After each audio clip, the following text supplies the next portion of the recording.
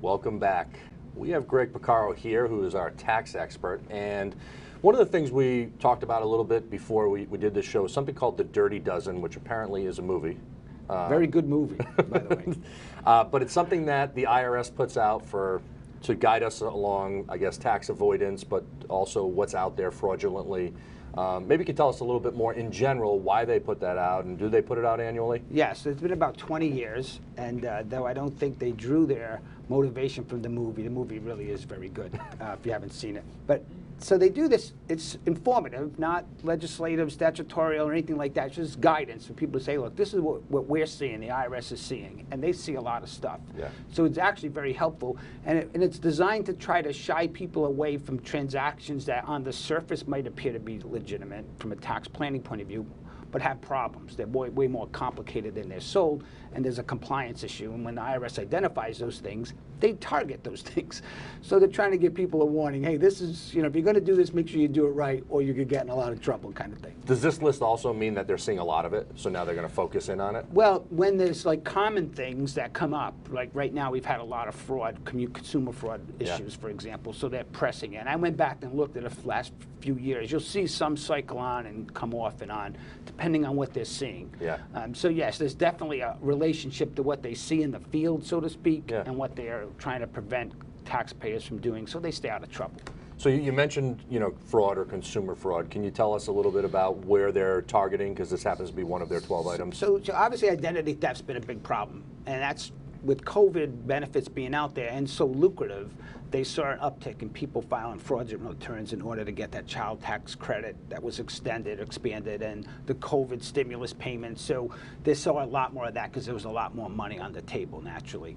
Unemployment was rapid fraud in terms of unemployment claims. Now, is that just them stealing a Social Security number and then putting it on their own tax return? I got to tell you, first they have to initiate we'll talk more about it, the fraud claim for unemployment benefits, and then it relates to the tax return because they're not filing the return. Well, actually, jump into that, because I do want to know about that, because that actually happened to me, and I think it happens to a lot of other people. I'm like, where did this come from? I thought I was pretty secure with it. It was mind-boggling. My whole firm, every single employee, including me, unbeknownst to me, I laid myself off, right? Got a notice from the Department of Labor and Training that I was collecting unemployment. Yeah. I'm like, geez, if I had only known, I would have stayed home, right? So anyway, obviously that was fraudulent. So there's a notice, you're supposed to respond as an employer that yes, that person is unemployed, and yes, and then the benefits will begin. So everybody that had one, we said no, it's fraudulent. We had the employee sign a statement to that effect, and then go on the website, Department of Labor and Training, and every state has something similar, and say, hey, this was fraudulent, and then you're supposed to tell the state police they had a link to the state police website just for this. So now at least you know that you didn't get the money and it was fraudulent. But that doesn't solve the problem when it comes to the IRS, right? So unfortunately, the states, despite the fact that there was widespread fraud, still issued W-2Gs that said, hey, this person got $20,000 in unemployment. And in 2020 there was an exemption of like $10,200, $400. So maybe it didn't cause problems, but that exemptions no longer exist. So if you get a W-2G or a 1099-G that says you got $20,000 unemployment, you got to report it for income.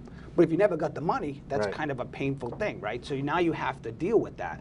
And you won't know for a fact what's going on until you don't report it for income, and then the IRS sends you a letter in a couple of years to say, hey, you forgot to report your unemployment, and then you have to fight with them. So what we recommended to people, if they got a W-2G that was wrong, we reported it on the line that it belongs to, and then took an adjustment explained by the fact W-2G executed an error due to fraud, so that the IRS could find it and they can see why we didn't include it in income. We don't know yet whether that's going to solve all the problems because there's a big delay. Has it been forgiven though for some people already, or that they haven't even come up with that yet? Well, so I haven't seen any significant notices for it yet, so I'm assuming, because it takes them a while to process, right? So by the time we get a notice, then we respond.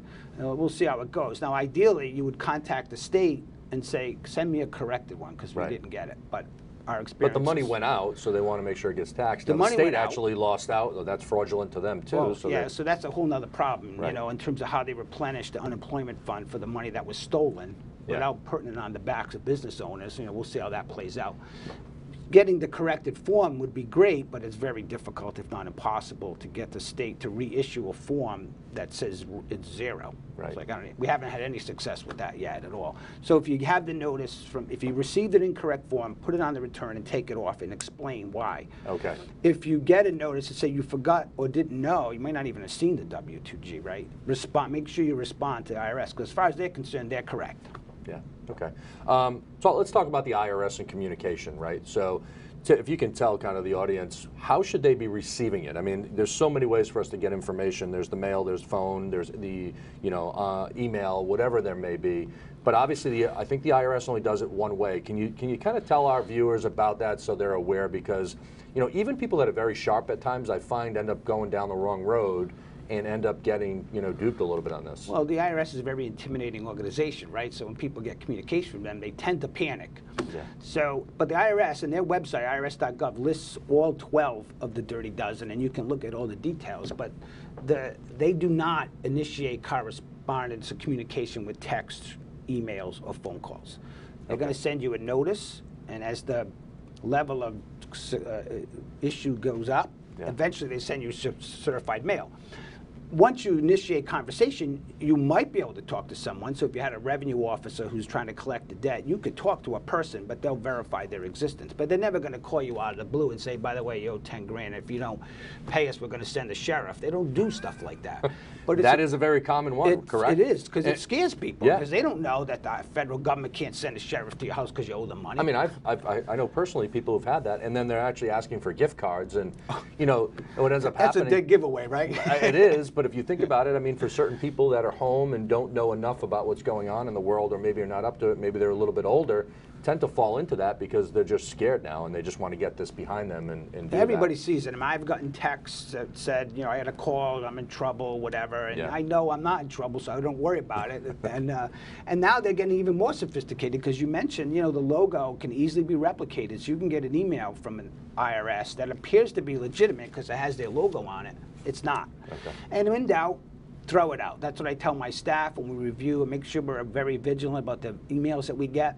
And if that's the case, like I said, when you're in doubt, throw it out and then call the IRS. You'll never get through, but you call and say, hey, well, you guys called me. And they'll say, no, we probably didn't call you. Or contact your CPA. I mean, anytime our clients get communicated from the IRS, I'm usually the first person they call. Okay. So then we could sort out whether it's legitimate. But if they don't have one, they can still call the IRS. They could and they may have to wait a while, but at least they'll get there. Yes, and they may have to wait a while. Okay.